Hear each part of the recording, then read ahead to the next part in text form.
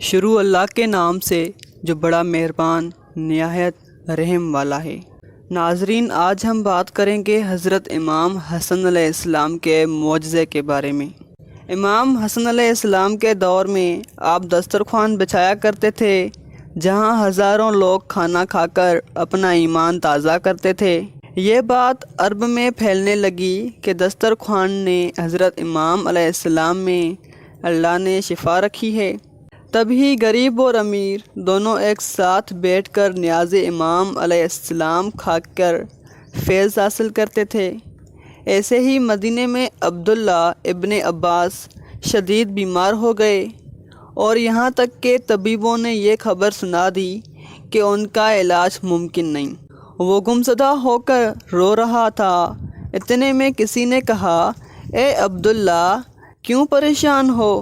ہم نے اپنی آنکھوں سے دسترخوان میں امام حسن علیہ السلام کے معجزے دیکھے ہیں۔ جاؤ امام حسن علیہ السلام کے ہاتھوں سے کھانا کھا کر تو دیکھو، تمہارا مرض ختم ہو جائے گا۔